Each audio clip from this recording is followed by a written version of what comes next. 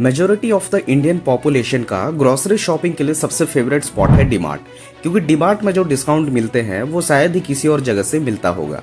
In fact किसी के आसपास अगर डीमार्ट का कोई स्टोर अवेलेबल ना भी हो तो उस केस में भी लोग वीकेंड्स में कई दूर तक डीमार्ट के स्टोर पर जाकर पूरे हफ्ते का शॉपिंग कर लेते हैं।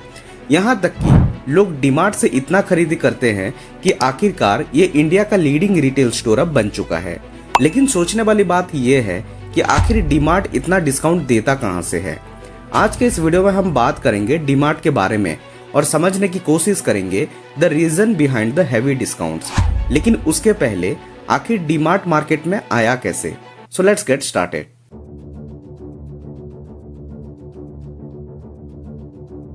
डीमार्ट को 2002 में राधा किशन दमानी ने इंट्रोड्यूस किया था, जो कि एक लेजेंडरी स्टॉक मार्केट इन्वेस्टर और एंटरप्रेन्योर हैं। डीमार्ट का फर्स्ट स्टोर मुंबई के पोवई में खोला गया था, जहां पर एक ही स्टोर के अंदर सभी प्रकार के सामान मिल रहे थे।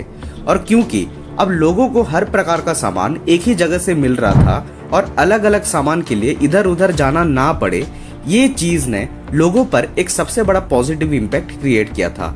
लेकिन डीमार्ट खोलने के पीछे राधा किशन दमानी का एक ही फिलॉसफी था, और वो ये था कि सभी कस्टमर्स का अल्टीमेटली सेविंग्स होना चाहिए।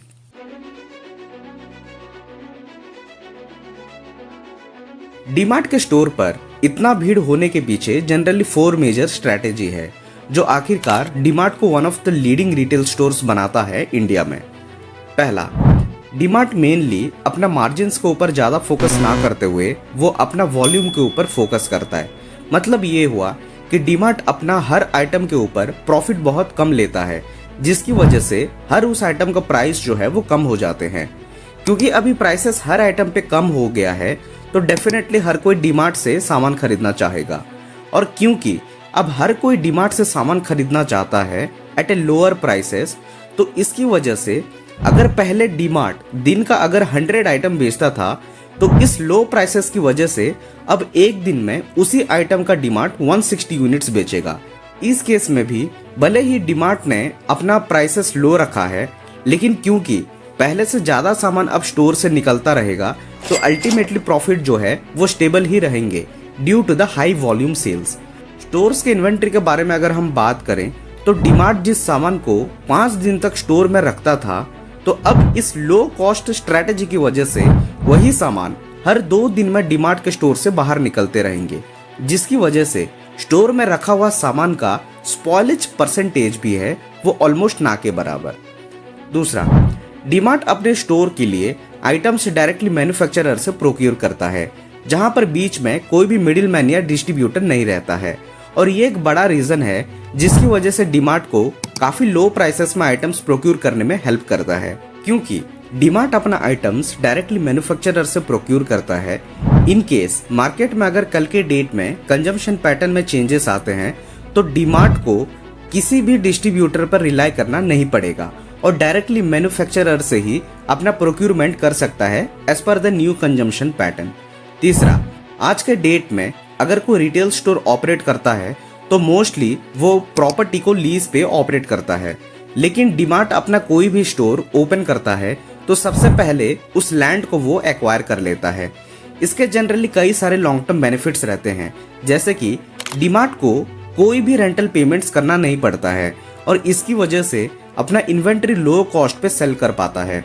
दूसरा बेनिफिट ये है कि क्योंकि डीमार्ट के पास अपना खुद का लैंड है जिस पे वो ऑपरेट करता है, तो फ्यूचर में अगर डीमार्ट एक्सपेंड करना चाहता है या कोई भी मेजर रिनोवेशंस करता है, तो बीच में लैंडलॉर्ड का कोई भी इंटरफेरेंस के बिना डीमार्ट ये स्टेप्स आराम से कर सकता है। चौथा, कोई भी बिजनेस रन करने के लिए सबसे बड़ा फैक्टर होता है उसका prime location. DMart generally semi urban और स्मॉलर सिटीज में अपना स्टोर को लोकेट करता है, जिसकी वजह से डीमार्ट को एक ऐसा मार्केट का एक्सेस मिल जाता है जो इसके पहले किसी ने भी मार्केट में टैप नहीं किया था।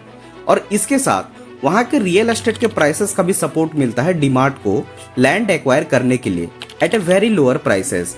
डीमार्ट स्पेशली उस जगह पर लैंड एक्वायर करता है जो कि उस सिटी का सबसे पॉपुलेटेड एरिया हो।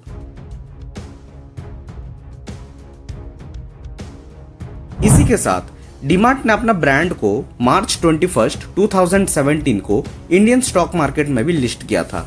ये आईपीओ पर लोगों का इतना ज़्यादा भरोसा था कि ये डीमार्ट का आईपीओ बहुत ज़्यादा ओवर सब्सक्राइब भी हो गया था। लेकिन डीमार्ट ने आईपीओ के लिस्टिंग के बाद भी अपना कंसिस्टेंट रिजल्ट डिलीवर किया था और कंटिन्यूअसली अपने रेवेन्यू और प्रॉफिट्स पर भी अच्छा ग्रोथ दिखाया था।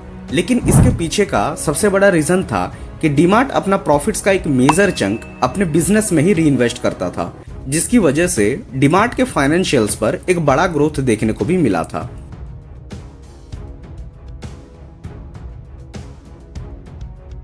डीमार्ट ने भले ही इतने सारे स्ट्रेटजी की मदद से अपने ब्रांड को इंडिया का लीडिंग रिटेल स्टोर बनाया है, लेकिन इसी के साथ डीमार्ट को भी कई सारे चैलेंजेस का सामना फेस करना पड़ा है। जैसे कि जब से ऑनलाइन शॉपिंग का दौर आया है, तब से लोग जनरली ऑनलाइन शॉपिंग के ऊपर ज़्यादा रिलाई करने लगे हैं। इसकी वजह से लोग पहले जिस वॉल्यूम से डीमार्ट में खरीदी करते थे, वो धीरे धीरे कम होते हुए दिख रहा है। लेकिन डीमार्ट ने ऑनलाइन कंपटीशन को ओवरकम करने के लिए डीमार्ट रेडी प्लेटफॉर्म का लॉन्च किया था, जो कि कस्टमर्स को ऑनलाइन शॉपिंग का कन्वीनियंस प्रोवाइड करता है with the promise of value for money. DMart के सक्सेस के पीछे डेफिनेटली राधाकिशन दमानी का हाथ है in terms of his vision to save the customers money, और ये हो पाए हैं उनके लो कॉस्ट स्ट्रेटजी और providing right value to the customers की वजह से। अगर आपको ये वीडियो पसंद आया हो तो मैं आपको सजेस्ट करूंगा कि आप ये वीडियो जरूर देखें।